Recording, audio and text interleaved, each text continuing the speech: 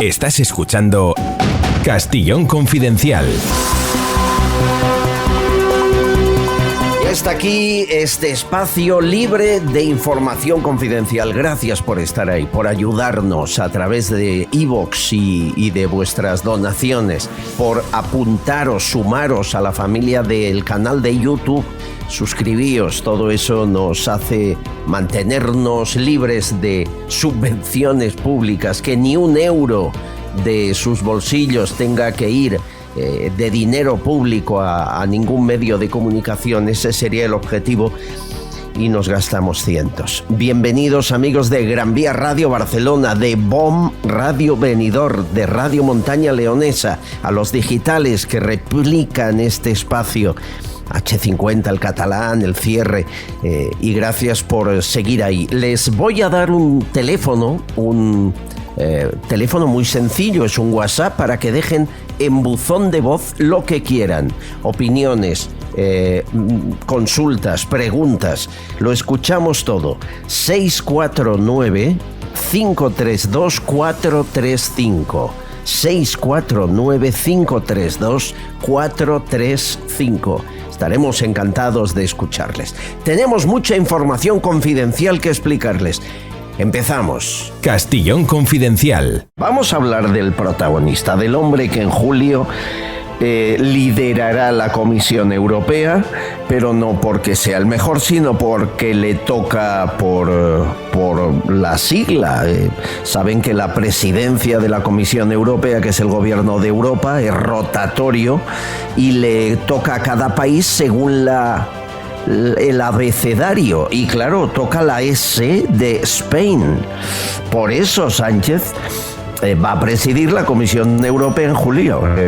Lo digo porque esta parte tan burocrática se la saltan a menudo cuando nos dan explicaciones de por qué somos España quien preside la comisión. Parece que lo haya hecho él, ¿no? Pero hablemos del personaje. Pedro Sánchez es un producto hecho desde los 21 años en la calle Ferraz. Es alguien que fue preparado para lo que está haciendo, que fue colocado en cargos de forma habitual, sin merecerlo, para llegar donde ha llegado. Pedro Sánchez nació en Madrid, es el mayor de 2 hermanos en una familia acomodada del barrio de Tetuán. Su padre, economista, director de empresa, ocupó cargos en el Ministerio de Agricultura. Su madre, funcionaria de la Seguridad Social y abogado. Tiene un hermano, como digo, menor, que es director de orquesta. Él estudió económicas, eso sí, en un centro privado. Casi todo lo hizo en centros privados. Y se afilió al PSOE con 21 años. Hizo la mili entre Cáceres y Madrid. Se fue a hacer un máster a Bruselas y un programa de liderazgo, también privado, en Navarra. En definitiva, pues lo que muchos con padre economista hubiesen hecho. La diferencia, la afiliación al PSOE a los 21 años. Fue crucial en el año 2000, cuando llevaba 7 años en el partido. Él era un niño de 28, cuando fue a un acto al Congreso Federal del PSOE. Ahí salió elegido Zapatero y José Blanco secretario de organización. Cuidado, porque esto es principal en su vida. José Blanco fue su mentor, su amigo, junto a Óscar López y Antonio Hernando. Por eso, con tan solo 10 años de afiliación, le colocaron en las municipales del PSOE en Madrid y no salió. Pero esto le pasó muchas veces en la carrera de Sánchez. No salía, pero lo acababan colocando. ¿Cómo? Pues mire, al año de no salir, sustituyó a una concejala que renunció al acta. Cuando alguien renuncia, es el partido quien dice quién se coloca en ese lugar. Y siempre es Sánchez. El mismo PSOE que le mete para que se financie, para que gane dinero, en la Asamblea General de Caja Madrid. sigue a la vez trabajando con José Blanco. El mismo PSOE que le busca un cargo de profesor, porque si ha de ser alguna vez algo en política, ha de escribir un libro y ha de ser profesor en la universidad. Es un mantra habitual en los cargos. Y entonces le colocan en la Camilo José Cela, recomendado por Ferraz, a dar clases. Ahí hace esa tesis fake de la que todo el mundo habla. Sigue siendo alguien con 30 y pocos años. En el año 2009, Pedro Solbes renuncia a su acta de diputado en el Congreso. ¿Y a quién se creen que colocan en su lugar en el Congreso de Diputados? A Sánchez. Ferraz sigue apostando por él. Habla idiomas, decían, habla inglés y un poco de francés. Nunca tuvimos un presidente así. Al año, 2 años después, año 2011, en las generales pierde el escaño. Pero no se preocupen. A las pocas semanas, Cristina Narbona renuncia al suyo. ¿Y a quién creen que colocan a dedo? A Pedro Sánchez. Es la tercera vez que le colocan sin merecerlo porque el partido lo dicta. Y de ahí a secretario general, la historia ya la conocen, la primera y la segunda vez. Es decir, tenemos un presidente del gobierno hecho por el PSOE desde los 21 años, colocado por la calle Ferraz en los cargos que ha ocupado hasta llegar a la cumbre. Un producto de marketing.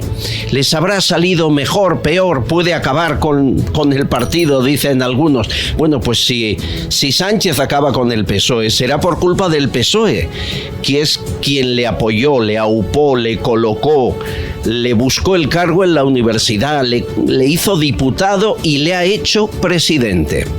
O sea que ese mantra de que Sánchez no es el PSOE, por favor, no hay nadie que sea tan el PSOE como Sánchez. Hugo Pereira es politólogo, bienvenido a esta casa, Hugo. Muy buenas tardes, un placer. Tú militaste en el PSOE, exacto. A ti te convenció Pedro Sánchez, como a tantos, exacto, en un principio, pero luego abriste los ojos. Abrí los ojos en la universidad, es decir, algo que no suele ser lo habitual. En la universidad normalmente pues ratificas, ¿no?, tu posición como socialista. Yo era socialista antes de entrar en la universidad, de hecho siempre lo dije, en la primera votación que se podía votar a Pedro Sánchez, yo voté a Pedro Sánchez. Sí que es cierto que ya en las siguientes ocasiones, después sobre todo de ese abrazo con Pablo Iglesias, etcétera, pues sí que dejé de creer absolutamente en el PSOE, ¿no? Ante lo que estabas comentando, Albert, yo creo que muchas veces caemos en el error de infravalorar, ¿no?, a Pedro Sánchez y al propio Partido Socialista. Y desde luego, en política siempre lo digo, no hay nada que sea casual. Las casualidades pueden ocurrir en la vida diaria, pero en política está todo pensado, y más que pensado, máxime en un PSOE que efectivamente, bueno, pues hace todo por y para sobrevivir. Es decir, la herramienta principal e imprescindible es el marketing político.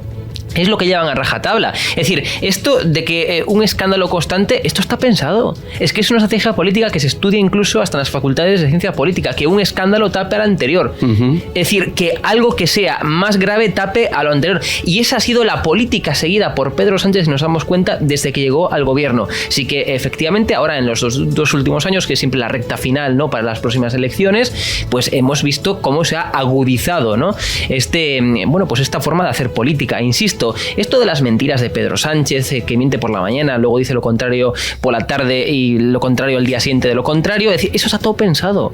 No podemos caer en el riesgo de infravalorarlo. Y digo más, es decir, hay unas elecciones, Sánchez y el PSOE, por tanto, lo van a dar todo. Si creen nuestra audiencia, si cree alguien que dan la toalla ya por perdida, que ya no tienen estrategia, que están fuera del... No, hay más de 100 millones de euros, no olvidemos, para potenciar su imagen cuando tenga la presencia de la Unión Europea, y esa es la gran baza de este gobierno. Es decir, y esto lo hemos visto ya en los presupuestos. La presidencia de la Unión Europea lo venden. ¿Es rotatoria? Claro, sí, es la tercera vez que España tiene la presidencia. Depende de la letra con la que empieza. Es la S de Spain, y cuando toca la S te toca a ti. Pero todo es marketing político, como estamos diciendo. Es decir, aquí el enfoque va a ser Pedro Sánchez hace relaciones internacionales y tiene no sé cuántos contactos a nivel internacional. Esa va a ser el enfoque. Y ese es lo peligroso. Hoy hablaremos mucho, cuando no hablamos mucho aquí de Pedro Sánchez, porque creemos que nunca tuvimos un presidente del gobierno tan peligroso para la democracia como este. Jamás en democracia hubo alguien como él. Nunca. Estás escuchando Castillón Confidencial. Pide Taxi, la mayor flota de taxis de España. La rapidez y calidad del servicio está garantizada. Sigues el trayecto del taxi que has pedido sobre el mapa hasta que llegue a recogerte. Infórmate en pidetaxi.es y descárgate su aplicación. Garantizan el precio máximo de tu trayecto y puedes pagar con su aplicación con total seguridad. Descárgate la aplicación de Pide Taxi. Hay algo gravísimo, hay un titular que hoy nos trae Serafín Giraldo, luego volveremos a la historia de Mohamed VI y mucho más. Y es que cada día, en los últimos años, en España, se secuestra un menor. Cada día se rapta un menor en nuestro país, habitualmente por parte de uno de sus progenitores o familiares. Nos lo cuenta Serafín Giraldo, inspector de policía, portavoz de H50. Hola. Hola Albert, hoy daremos datos de los menores raptados por sus padres o familiares o por otras personas. El domingo por la tarde, un menor de 4 años de nacionalidad de origen marroquí que estaba siendo protegido o tutelado por la Diputación de Guipúzcoa mientras daba un paseo con el educador por unas calles de San Sebastián, fue raptado al descuido por su propia madre, una mujer también de nacionalidad marroquí. En este momento está siendo buscada, se ha introducido en bases de datos policiales, se está buscando su infraestructura, sus amigos, su familia, las ciudades a las que pueda haber huido.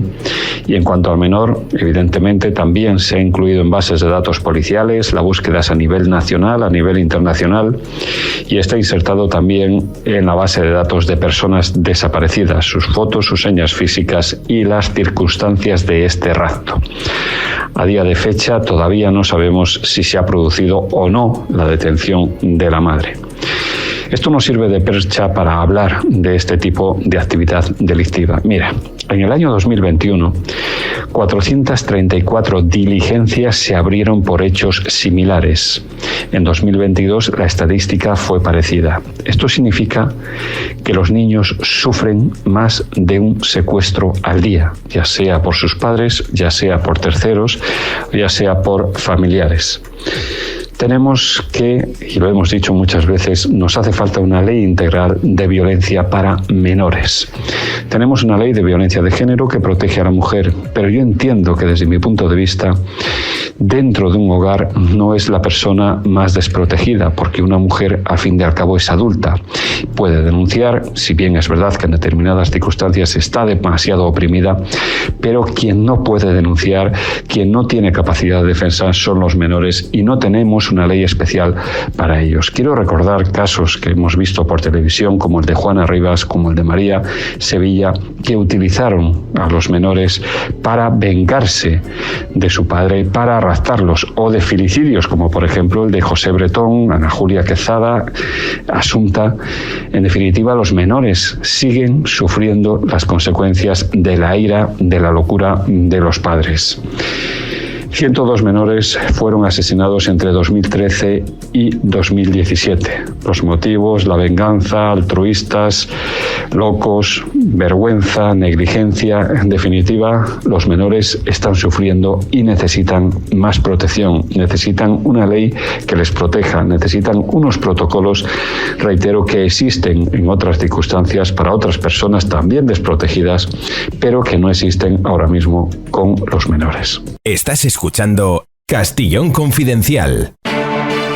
Por fin a la venta la reedición del libro de María Ángeles López de Celis, Los presidentes en zapatillas y sus primeras damas, publicado por Guante Blanco Editorial. Un recorrido único y exclusivo por la historia de la España más reciente, desde la zona cero del Poder Ejecutivo, el Palacio de la Moncloa, de la mano de su autora, secretaria de los 5 presidentes de la democracia. En tiempos convulsos como los que vivimos, qué mejor que una mirada por el retrovisor de nuestro mejor pasado para recuperar los valores que tan buenos resultados nos dieron entonces.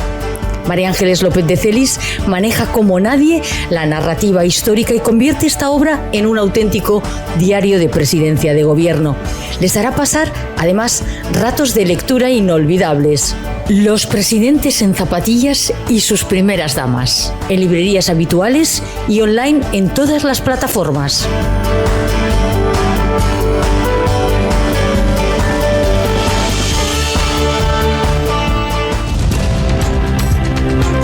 Que se habla de la entrada de ilegales, de la permanencia en España de personas sin papeles a millares durante años, algunos radicalizados como el de Algeciras.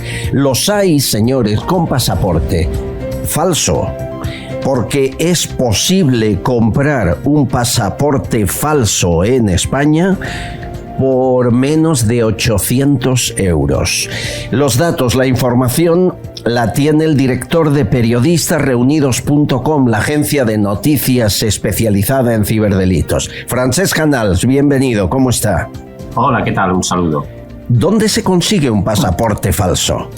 Se consigue en Internet, ya que la red se ha convertido en un auténtico hervidero de anuncios, sitios web, pero también canales de Telegram donde es posible conseguir documentación falsa. Estoy hablando de pasaportes, pero también de muchos otros tipos de documentos. Por ejemplo, yo mismo he podido estos días entrar en páginas internacionales que ofrecen envío discreto, pago rápido, y te envían en 15 días pues documentación, como puede ser, por ejemplo, un carnet internacional de estudiante, un pasaporte a la carta prácticamente de casi cualquier nacionalidad, pero también carnets de conducir, hasta carnets de periodista para colarse en determinados eventos o aparentar algo que no se tiene. Bueno, un auténtico escándalo el hecho de que la red también tiene esa dimensión que es la de la documentación falsa y la impotencia de la policía al final, porque bueno, estos sitios web están alojados en lugares remotos, ¿verdad?, donde muchas veces hay una pérdida de competencias de la policía que al final pues es transnacional, que es limitada a las fronteras. Estoy viendo en la información de periodistasreunidos.com un pasaporte falso de Reino Unido, $2.500, de Australia, $1.000, España uno de los más baratos. ¿De qué depende eso? Bueno, los pasaportes falsos que se venden en Internet y que pertenecen a Estados Unidos o a la Unión Europea serían los más caros, porque lógicamente es donde los migrantes quieren ir, ¿verdad? Los países más ricos, pues el pasaporte, hay pasaportes, no nos engañemos, de primera, segunda y tercera división. Un pasaporte asiático o africano o latinoamericano pues suele tener un precio mucho más bajo. Reino Unido, con el tema del Brexit, ya no está en la Unión Europea, pues lógicamente el pasaporte es más valioso, países ricos como Alemania, etcétera.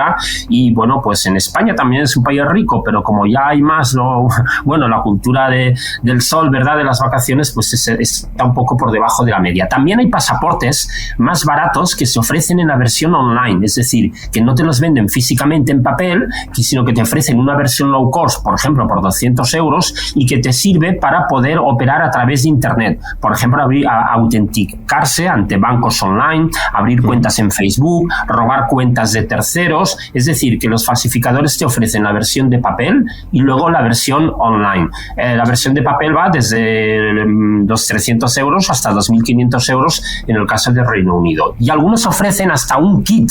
¿Por qué, señor Castillón? Porque cuando usted va a un aeropuerto, si fuera con uno falso, la policía podría sospechar. ¿Y qué suele hacer la policía? Decir, bueno, enséñeme también el de conducir, enséñeme también el DNI, ¿no? Entiendo. Entonces, pues bueno, algunos ya falsifican varios documentos para que puedas mostrar varios falsificados, sí, y entonces crean que es cierto, ¿no? ¿Dónde está, en qué país se encuentran los artesanos de la falsificación que lo hacen? Bueno, esto normalmente, tradicionalmente, estaban mucho en China, en la India, ¿de acuerdo? Y en algunos paraísos cibernéticos, pero esto ha cambiado, señores. ¿Por qué? Porque los ciberdelincuentes son tan listos que lo que hacen es que cada 6 meses van cambiando de servidores. Ahora están en Singapur, luego están en China, luego están en la India, de manera que la persecución de estas webs es cada vez más difícil, porque es como un ladrón que se va cambiando de habitación, ¿verdad? Los sitios web también van cambiando, con lo cual dificultan mucho esta persecución. Luego también estamos hablando de anuncios clasificados, donde hay anuncios que aparecen y desaparecen, y luego también no todos los pasaportes son falsificados. Es decir, según la Interpol, cada año hay más de 100 millones de documentos perdidos. Gente que pues se va de viaje, de turismo, que pierde el pasaporte, que se lo roban, etcétera. Bueno, esos pasaportes lo que sucede es que suelen entrar en el circuito de la venta clandestina. Es decir, alguien hábilmente, con un cúter, con una serie de maquinaria, ¿verdad?, de precisión, lo que hace es manipular el pasaporte para poner otro nombre, apellido y otra foto, pero el resto del documento es real. Tiene tintas invisibles, tiene marcas de agua, tiene hologramas, con lo cual el precio del pasaporte también aumentaría.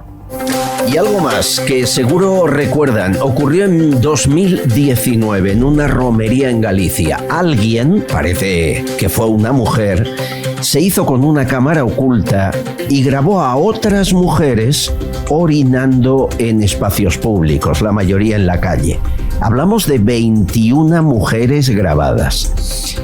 Nunca se encontró a la responsable de esa grabación y se subieron esas imágenes a webs de adultos, a webs supuestamente pornográficas. Se denunció, hablamos en el 2019-2020 de esto, y señores, a día de hoy, han pasado años, no se ha conseguido eliminar del todo las imágenes de la web y no hay responsable juzgado.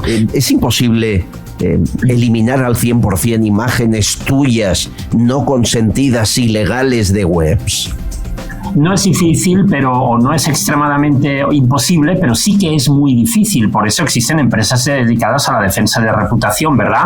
Piense que hay un anonimato preponderante en Internet, hay una transnacionalidad, es decir, en muchos casos el juez, la policía, estas agencias de organismos públicos, pues pierden jurisdicción, ¿verdad? Hablamos de servidores que pueden estar en Australia, que pueden estar en las Islas Caimán, en la India, con lo cual al final, cuando hay casos con alta propagación, como en el caso de estas 21 mujeres, en las cuales esas imágenes se propagaron aproximadamente a una docena de sitios web de tipo pornográfico, pues realmente es muy, muy complicado. Entiendo. Y por otra parte, leo en periodistasreunidos.com que el ciberespacio se ha consolidado como el lugar para formar a terroristas. Otro ejemplo de que Telegram, WhatsApp y otras apps no pueden quitar algunos casos, por ejemplo el de Algeciras. La primera pista que apuntaba al terrorista de Algeciras era un WhatsApp común donde se intercambiaban mensajes yihadistas. ¿Cómo no se pueden cerrar esas cuentas? Bueno, es difícil. Hay que decir que Twitter y Facebook, por ejemplo, ya tienen acuerdos con la Unión Europea, con los organismos en materia de vigilancia electrónica, que permiten, por ejemplo, dar de baja cualquier perfil dedicado al yihadismo electrónico en apenas minutos, ¿verdad? Algo que hace tiempo pues era imposible.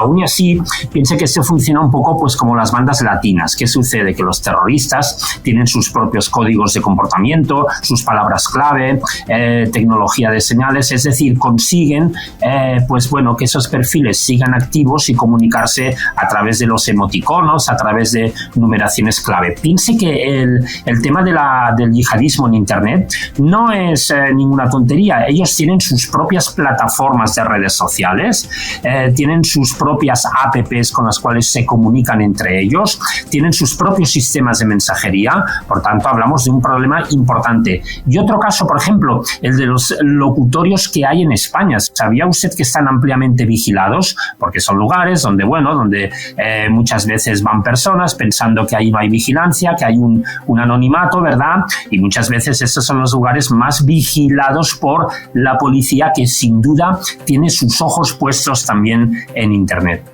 Sin duda. Señores, léanlo ahí, periodistasreunidos.com, toda la información de los ciberdelitos que nos rodean, que nos acosan, acechan y son francamente peligrosos. Un abrazo, Francesc Canals. Gracias, director. Un saludo. Castillón Confidencial. agua de Vichy es más que benéfica para la salud. Tiene infinidad de sales minerales. De forma natural usted va a regenerar su cuerpo, su hidratación y su mente. Reduce el colesterol malo, combate la acidez de estómago, evita la osteoporosis. Son informes médicos, están en la página web vichycatalan.es. Ahí está toda la información. El agua de Vichy Catalán, además de hidratarle, tiene burbujas nacidas de forma natural en el fondo de la tierra, no añadidas por la mano humana. No pierda la posibilidad de tener en su casa algo tan benéfico que antes se vendía en farmacias, y visite el balneario de Vichy Catalán, le va a encantar. Agua de Vichy Catalán, merece la pena. Cada día, antes de irse a dormir, a descansar, tómense un vaso, verán qué buenas digestiones. Vichy Catalán, agua buena.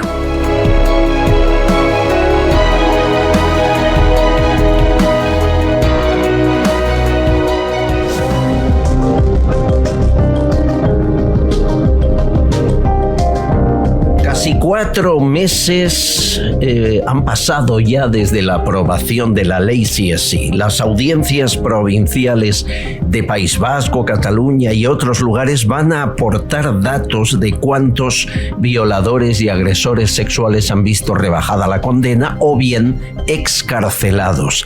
La cifra que damos, los 600 con rebaja de condena, los 50 excarcelados, no es real. La real es mucho mayor, porque esas audiencias provinciales y alguna más en España no ofrecía datos públicos. Se le han reclamado, de forma que el dato final lo sabremos. Superamos los 1000, seguro, y quizá 2000. Saben que el número total de agresores sexuales que se pueden beneficiar de esta ley, si así, se acerca a las 4000 personas, 4000 hombres que están ahora en prisión y que pueden salir a la calle. Uno de ellos es el padre de nuestra invitada. Cuando tenía 3 años empezó a sufrir, 3 años, han oído bien, empezó a sufrir abusos sexuales de su padre y los sufrió hasta los 17 años. Muy violento, muy agresivo. La última paliza se la dio después, cuando tenía 23 años, por no querer ver una película en televisión. Tuvo que ir una ambulancia a recogerla a su casa. El médico denunció los hechos, pero por la noche le dieron el alta y la mandaron a casa de nuevo con su agresor. Esta mujer valiente quiere decir: basta, ya está bien de que seamos nosotras las víctimas, las que volvemos a ser víctimas por culpa de unos políticos ineptos. Ana Cuartas, bienvenida, ¿cómo estás? Hola, muy buenas. Bueno, Muchas aquí estamos, gracias. sobreviviendo. Gracias a ti. Gracias por atendernos. Sé que has rehecho tu vida en Galicia, aunque con graves secuelas psicológicas, porque esto no es fácil. Tú tuviste varios intentos de suicidio. Entiendo que algo así no se olvida de golpe, sino que se vive con ello, ¿no? No hay otra forma. Efectivamente, tengo estrés postraumático complejo y las secuelas son de por vida. Aprendemos a vivir con ello, con pesadillas, terrores nocturnos. Cuando veo a un hombre con características similares a mi padre, pues se me ponen los pelos de punta. Vómitos cuando me lavo los dientes y un largo etcétera. Y aprendemos a vivir con ellos y bueno, con terapia desde los 11 años y actualmente sigo en terapia sin medicación, pero sigo en terapia. No quiero ahondar en la herida porque vamos a hablar de otra cuestión, pero sé que muchos oyentes se preguntarán, bueno, y 3 años siendo víctima a partir de ahí, y la madre y los hermanos. Para pasar rápido, digo que la madre se separó muy tarde y parecía una mujer sometida, y que tienes 2 hermanos, una hermana falleció de cáncer y tu hermano mayor, que no habláis de estas cosas, pero entiendo que crees que sufrieron algo similar a lo tuyo. Este monstruo, ¿dónde está ahora? está en la cárcel de Villabona, Asturias. Quiero perfilar sobre lo que acabas de mencionar. Yo creo que a mi madre, cuando se lo conté por primera vez con 15 años, cuando intentó denunciar, yo creo que le pareció tan horrible lo que le estaba contando que prefirió decir que era mentira a pensar que era verdad. Yeah. Mi hermano mayor, que es Policía Nacional en Denia, a sabiendas de saber toda la verdad, declaró en mi contra, es la mano derecha de mi agresor y a día de hoy nos sigue maltratando psicológicamente a mi madre y a mí. Dios hasta mío. El punto de que cuando mi hermana pequeña estaba a punto de fallecer en Canarias, nos hacían la vida imposible para estar esos últimos minutos, días con mi hermana. A mí personalmente me prohibieron la entrada para estar en la incineración de mi hermana. No pudimos velarla tranquilamente en el velatorio y a día de hoy mi hermano, que tiene todas las pertenencias de mi hermana, que no te hablo ni siquiera de un coche, una moto, un piso, te hablo de su guitarra, su cámara de fotos, un libro, no nos ha querido dar absolutamente nada cuando el 50% de esas cosas es de mi madre. Si es grave sufrirlo, es más grave no tener el apoyo de los tuyos. ¿A cuánto condenaron a tu padre? ¿O solo 8 años? Claro, mira, te explico. Mi caso estaba a punto de prescribir. El otro día me hicieron una pregunta, que por qué tardé tanto en denunciar, ¿no? Y es que las víctimas denunciamos cuando podemos, no cuando queremos. Porque, lo dicho, yo con 15 años fui a denunciar, no tenía prueba alguna, no me creyó ni la Policía Nacional de Oviedo, ni mi madre, ni nadie, y eso me siguieron los abusos a lo largo del tiempo. Entonces, cuando conseguí denunciar es porque conseguí una grabación telefónica de mi padre en el que reconoce los hechos, y es una grabación de más de 13 minutos donde me hace chantaje emocional, que si no que va a la cárcel, que se va a suicidar, que mi madre se va a separar de él y un largo etcétera. Entonces ahí es cuando mi madre es consciente de que yo no había mentido, cuando se posiciona a mi favor, me paga el juicio y todo contra mi padre. 8 años de condena y ahora se acoge a los cambios de la ley CSI, aunque será un tribunal, el Supremo, el que decidirá si sale o no sale. Porque incluso hasta podría reclamar indemnización por haber estado más tiempo del debido en prisión. Explícame esto. Mira, te voy a explicar esto. A mi padre lo condenaron a 8 años de prisión porque estaba a punto de prescribir el delito. Faltaban, imagínate, 6 meses. Entonces le aplicaron la pena más baja, ¿no? Además, él pudo escoger cómo quería ser juzgado, a puerta cerrada, a puerta abierta. ¿Por qué código penal ser juzgado? Porque los hechos duraron tantos años que pudo escoger si por el Código Penal de 1973 o el de 1995. El más favorable para él era el de 1973, que las penas aún eran más bajas que con las del 95. Y de ahí esos 8 años de prisión. Entiendo. Quiero explicarte que mi padre finalmente no le han concedido esa libertad porque él pedía la libertad. Y todo es debido a que la ley del 95, las penas eran mayores que con las del sí es solo sí, pero en cuestión a 1973 las penas son más elevadas. Es decir, si en 1973 la pena mínima eran de 8 años de prisión, en lo que es la ley del sí es solo sí va de 10 a 15 años. Entonces tendrían que subirle 2 años más de cárcel. Uh-huh. Como no es algo que le favorezca al reo, no se lo aplican. No lo y va aparte, a reclamar. Efectivamente, y aparte de eso, que en la sentencia se recoge que hubo, pues eso, quedó demostrado intimidación y agresiones. Es decir, si has cometido el delito durante muchos años, puedes acogerte hasta un código penal de Franco, no importa, el que sea más ventajoso al reo. Él elige, él decide si el juicio es a puerta cerrada o puerta abierta, él decide todo. ¿Cuánto le queda para salir? Pues le queda 1 año. El día 2 de marzo, un año que ya empezará con permisos penitenciarios, que hasta ahora no había tenido ninguno, tuvo uno a principios de noviembre, y una persona que no ha tenido permisos penitenciarios, por algo será, ¿no? ¿Tienes miedo? Sí, y más por mis hijos. Como sabes, tengo una niña de 15 años y un niño de 10. Y claro, no tengo una orden de alejamiento. Quiero que escuches dos voces. La primera, Irene Montero.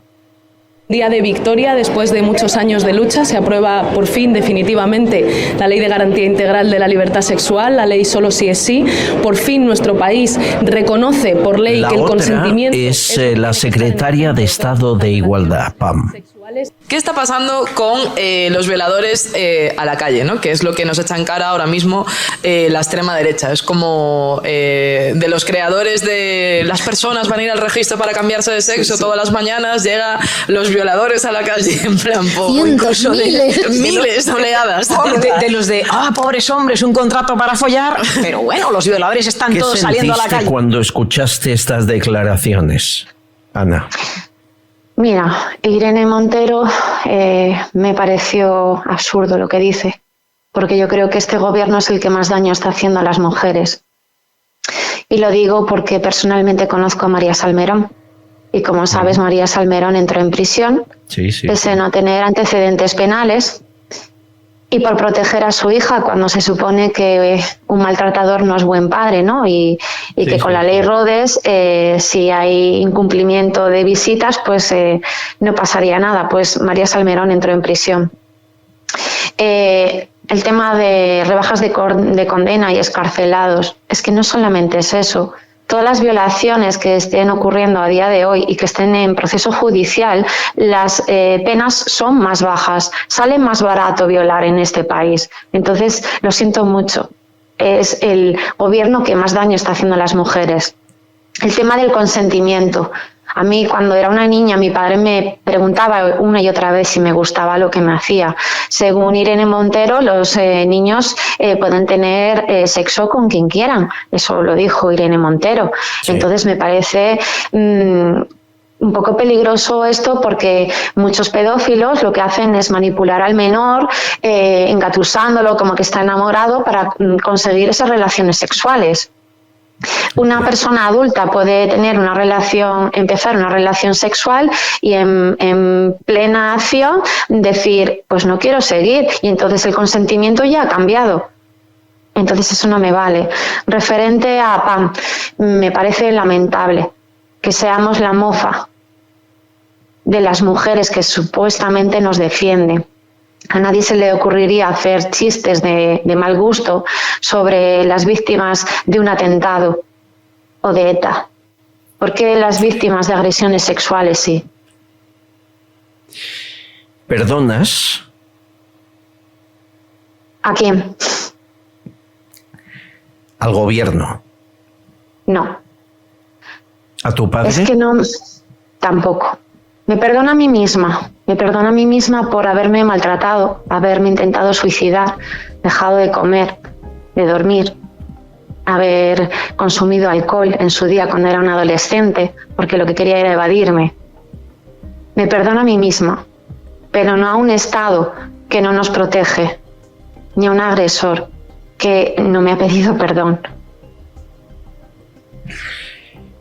Es brutal que tu padre, con la violencia y agresión que manifestó cuando estabais juntos, salga en un año, que no tengas orden de alejamiento, que solo le condenaran a 8 porque puede elegir código penal, y que además estas mujeres que se llenan la boca de protección y de palabras rimbombantes sean las que más daño han hecho a las mujeres víctimas de abusos como tú. Eres el ejemplo de que algo no funciona, Ana, de que algo no funciona. Quiero comentarte que estoy en un grupo de WhatsApp donde hay varias víctimas que estamos sufriendo la ley del sí es sí. Y el miedo y la incertidumbre a personas que están en pleno proceso judicial, porque como te digo, esto no solamente es para excarcelados y rebajas de condena, sino a las personas que están en pleno proceso judicial y que ahora una violación sale más barato gracias a Irene Montero. Entonces la incertidumbre, el miedo, es algo estremecedor. Ayudas, dicen que tenemos ayudas, que me digan dónde. No conozco absolutamente a nadie. Mira, te puedo decir más. Yo a día de hoy en la Seguridad Social me llevan 2 psicólogas y una psiquiatra. Y me decían que fuera pagando para que me trataran el trauma. Y yo le dije que no. ¿Cómo voy a ir yo pagando? ¿No se supone que el Estado me tiene que dar ayudas? Pues donde resido no hay personas que trabajen el trauma. Y es vergonzoso que se venda la sanidad pública como algo maravilloso cuando no cubre las necesidades básicas ante algo como es el trastorno estrés postraumático complejo. Cuando vas a un juzgado, a la policía, no hay personas especializadas para tratar con las víctimas, porque somos una más. No están acostumbradas, hacen preguntas que lo que hacen es revictimizarnos una y otra vez. Hay tanto por hacer y ahora que existía un ministerio y un presupuesto, se ha hecho todo lo contrario. Se han dado pasos atrás en lugar de pasos hacia adelante.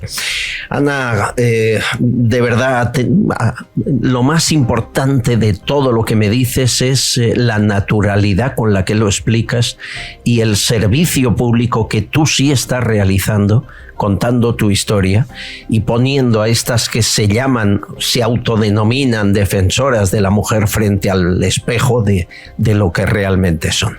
Ana Cuartas, un beso fuerte y estamos en contacto. Si este monstruo sale, avísanos y moveremos los cables que podamos humildemente para evitarlo. Un beso fuerte a la familia.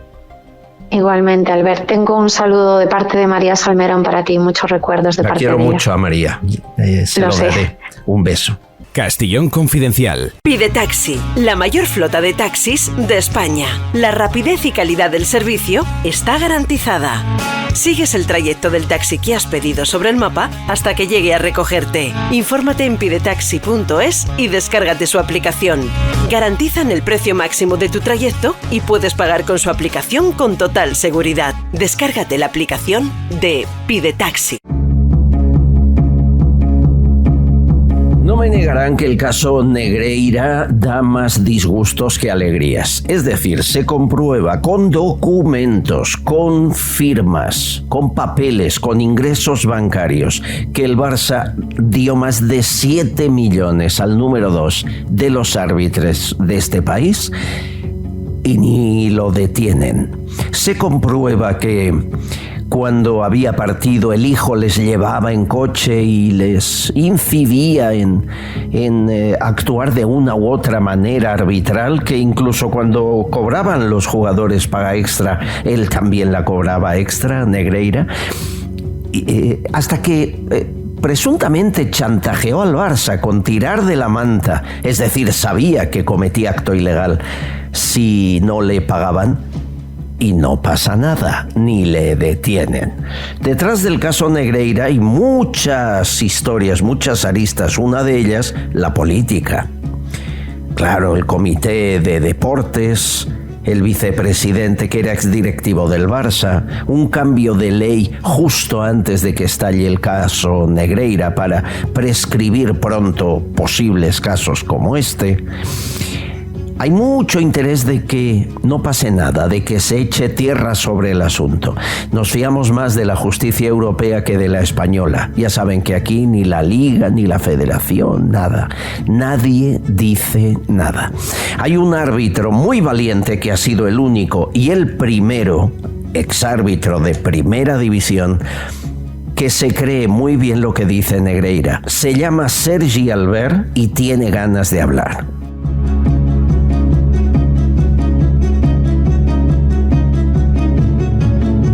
Sergi Albert Jiménez, ¿cómo estás, amigo? Muy bien, Albert, muy bien. Encantado de volver a las ondas contigo, que hacía mucho tiempo que no coincidíamos. Qué alegría saber de ti. Yo cuando estalló esta historia no quise llamarte por pensar que era imposible que alguien como tú se viera implicado en algo así. Y de hecho me demuestran tus palabras que lo intentaron, pero fue imposible, ¿no?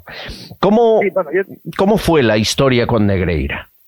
Mira, yo con él tengo relaciones hasta el año 1993, en el que los dos éramos árbitros de fútbol, y en el 93 tengo una oferta de TV3 para hablar en los medios de comunicación, ¿vale?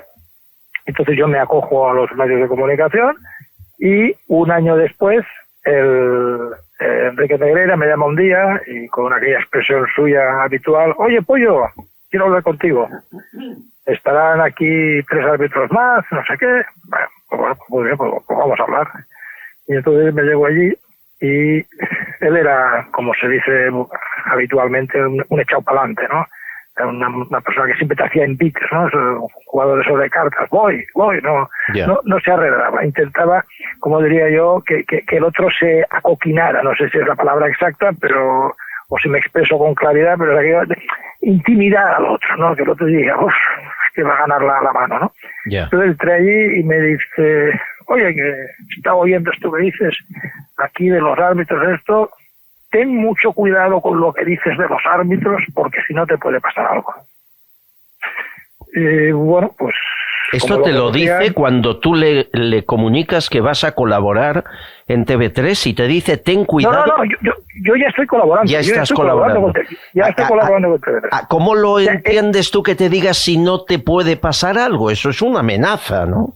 Bueno, pues yo me lo tomo, como tú acabas de decir, me lo tomo como una amenaza y le contesto en el mismo tono. Yo no me achanto fácilmente. Y le contesté: pues si me puede pasar algo, procura que sea definitivo, porque no te daré una segunda oportunidad. Yo con una sola tengo suficiente. Oye, ¿me estás amenazando? Digo, no, te hablo en los mismos tonos que me hablas tú. Es que lo que tú dices, digo, si la toca con la mano, es mano. Si la toca con el pie, es pie. Si entra legalmente, es gol legal. Y si no entra legalmente, es gol legal. ¿Qué quieres que diga? Lo que tú quieras. Pues hemos acabado la reunión y ya sabes lo que te he dicho. Adiós. Me marché, se quedó allí con un palmo de narices porque él estaba, que en la mayoría de esos envites ganaba siempre. Se quedó un poco sorprendido y me marché de allí y ya no volví a tener entre comillas, el placer de hablar con él. ¿Qué crees que pretendía? Pues me imagino que él pretendía supongo, que yo vendiera una imagen de los árbitros que él me definiría. Es decir, yo tendría que decir si el señor Albert Castillón era muy bueno, si era regular, si estaba para internacional, o sea, dirigir la orquesta, que es lo que a él le gustaba. Él siempre ha vendido, él se relacionaba con mucha gente de elevado nivel. Entonces, claro, cuando alguien le decía algo, decía: no, es que yo hablo con fulano, con fulano y con fulano. Y tú decías: oye, pues es verdad. Y por lo tanto yo puedo conseguir, y ahí es donde está el engaño. Él no podía conseguir nada. Esos señores lo conocían, pero él era incapaz de pedirles algo porque sabía que le dirían que no. Lo que pasa es que hay una parte de humanos que cuando vemos que una persona va con 3 cargos importantes, pues se cree que tienen una relación. Sí, eso es. Eso me viene a la cabeza el pequeño Nicolás en árbitro, ¿eh? Es un poco la base es la misma, ¿eh? La base es la misma. A ver, la base es la misma. Sí, permíteme, llega a explicar, no sé si a ti o a gente cercana, cómo amañar partidos con esta sugestión, ¿no?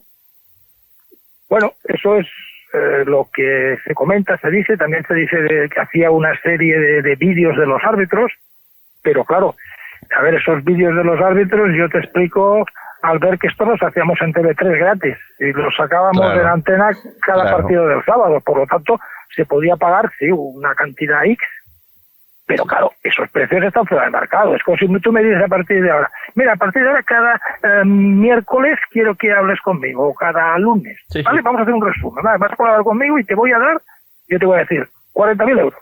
A ver, tú vas a decir: oye, a ver, te he dicho que vienes a colaborar, ¿cómo te voy a pagar 40.000 euros si no lo gano ni yo? ¿Vale? Pues eso es lo mismo, es decir, hace unos vídeos a un precio absolutamente...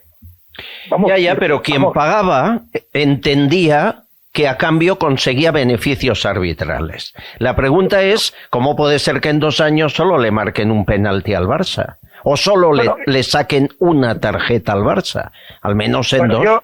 Yo eso te lo explico muy bien, porque a veces ha pasado con el Barça que se quejaba de los no penaltis. La primera cosa que hay que hacer para que se haga penaltis, pisar el área. Y claro, en según qué circunstancias, lo que sé, los grandes equipos, a los otros equipos los dejan pisar poco el área. Si no pisas área, no hay penalti. O sea, las estadísticas, tú sabes que se pueden mover hacia donde tú quieras. Sí, según cómo las cojas, las puedes enfocar a la derecha, a la izquierda, al centro, abajo, arriba, como quieras. Y eso es lo que están haciendo con si penaltis, si tarjetas, y no sé qué. Lo importante es, ¿los penaltis que pitaron eran penaltis? Sí. ¿Los que dejaron de pitar no lo eran? No lo eran. Eso es lo que hay que analizar, porque a ver, si nada más han pitado un penalti, pues a lo mejor es que no han pitado el área. Yo me acuerdo una época en que el Barcelona se quejaba de que no le pitaban penaltis, en la época de Sandro Rosell, y me preguntó un miembro de la Liga de Fútbol Profesional, me encontré con él y me dice, oye, esto, y bueno, pues dile al señor Sandro Rosell que es que no pitan el área, que juegan de maravilla, pero cuando llegan al borde del área, pues chutan de lejos, hacen jugadas, y claro, si no pisan área, no hay penalti. Estamos con Sergi Albert Jiménez, árbitro español de primera división, coetáneo de Negreira, que al menos reconoce la presión, el intento de presión por parte de Negreira, que nos dice que era un prepotente, que le gustaba intimidar.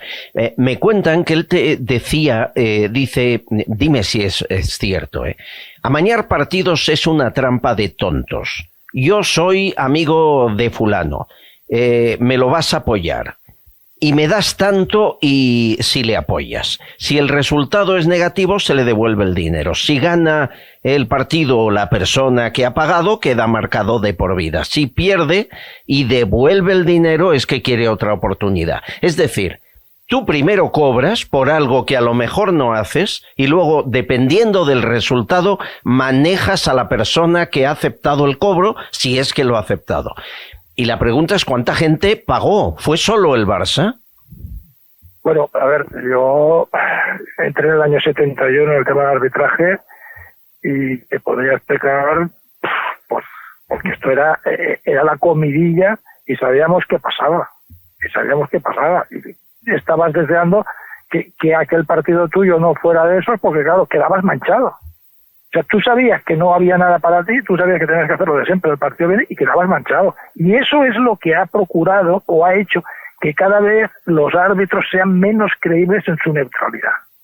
Y eso ahora, limpiar y hacer creíbles a los árbitros es tarea muy difícil. ¿Se puede conseguir? Sí. Totalmente sí. Pero cuestará mucho. Es decir, que todos los equipos se han visto implicados en algún momento en alguna cosa, han caído en la trampa, y tú debes explicar ahora que Sergi Albert, él no se ha vendido nunca. Te dirá, sí, pues a mí en no sé qué día yo di no sé cuánto dinero. Pero además, Adrián, te cuento una trampa sencilla, ¿vale? Ahora va todo muy bien porque pagan por transferencia, ¿no? Te tienen una transferencia y todo haces.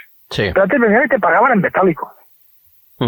Te daban eso, aquí tienen lo que vale el partido, el arbitraje, ¿no? Sí. El arbitraje. ¿Alguien controlaba si había más o menos dinero en ese sobre? Muy difícil, muy difícil. Nadie, lo contaba yo, me lo daban a mí. Y aquel señor que me había dado el dinero podía decir que me había dado los 20.000, 30.000, 100.000, 8 millones de euros que me había puesto en el sobre. ¿Alguna vez viste que compraran a un compañero? No. Yo no he Tú visto. no lo has visto, pero sí eres consciente de que ocurrió. Hombre, quiero decir, a ver... Háblame de la UEFA de 1984, el Anderlecht. Bueno, pues ahí salió el presidente, fue el que se desnudó y dijo que lo había hecho. Vale, pues a ver, el señor Guruceta desgraciadamente no está, pero uno de los niños era Enrique Negreira. Es decir, en el partido de la UEFA del Anderlecht, en el que el presidente en aquel momento dijo que compraron al árbitro, el linier era Enríquez Negreira en aquel partido. Uno de los líderes era Enrique Negreira. Vale, por lo tanto, yo me limito a lo que ha dicho la prensa. Yo no lo sé, porque en aquel momento, en el 84, yo todavía no había llegado a primera división, estaba allí luchando en segunda para subir, y no lo sé, sí que hubo un escándalo, de que se habló de la mala situación de los negocios de Guruceta, porque claro, porque aquí eso de hablar de yo soy incorruptible, siempre depende hemos de ponernos en la situación de cada persona en cada momento. O sea, no los estoy justificando. Sí, no, te la corrupción entiendo. es mala. Te entiendo muy bien. Si tú estás ahí con el agua al cuello, y viene ahí y dice, hostia, si me cojo a este salvavidas, ya vuelvo a la vida. Pues, no me extraña que haya gente que se coja eso. Pero a ver, tengo aquí en la mesa, compañeros, te quiere preguntar cada uno. Lourdes Payán, por favor. Buenas tardes, Sergi. Bueno, hola, Lourdes. Gracias por hablar tan clarito. Bueno, yo creo que la palabra mafia y dinero van juntas siempre.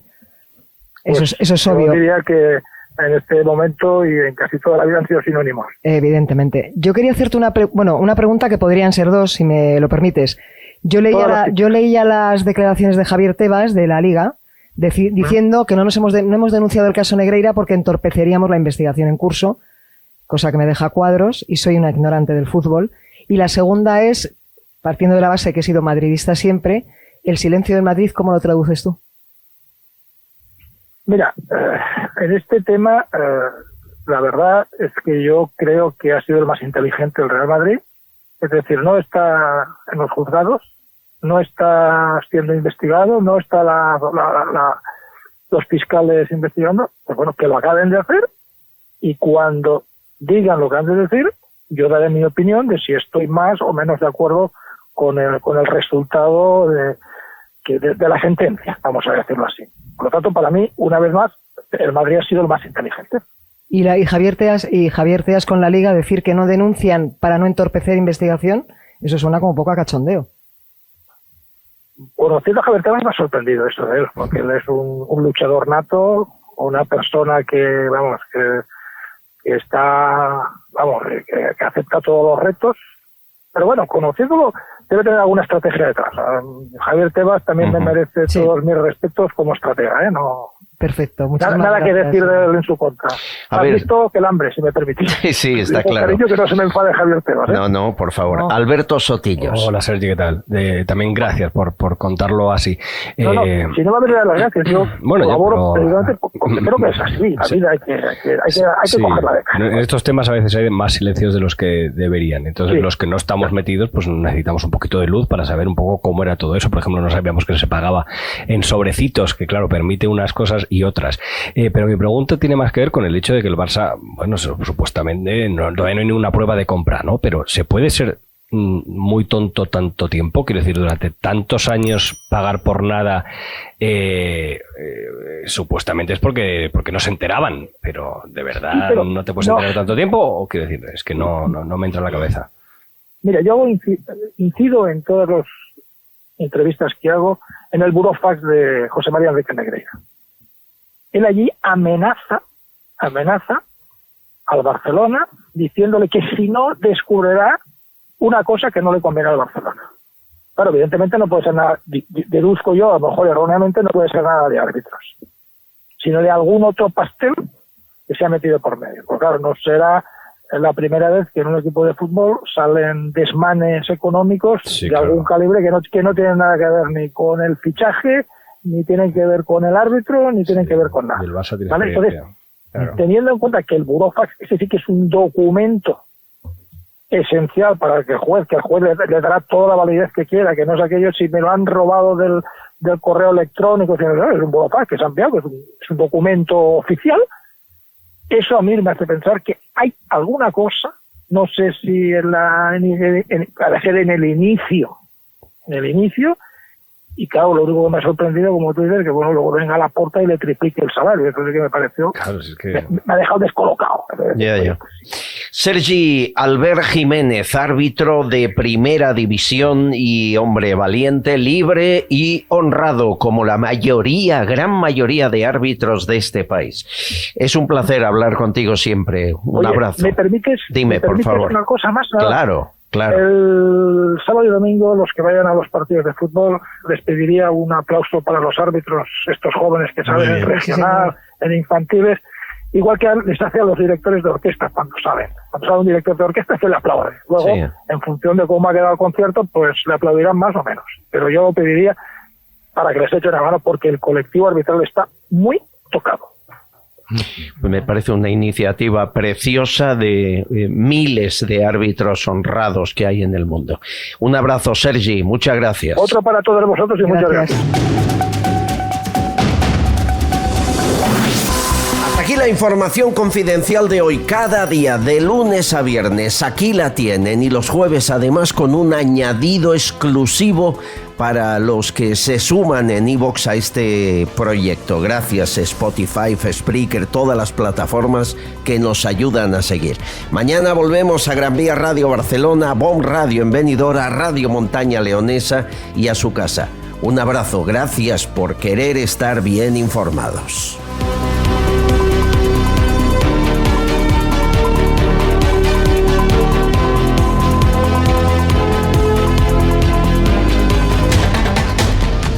Estás escuchando Castellón Confidencial.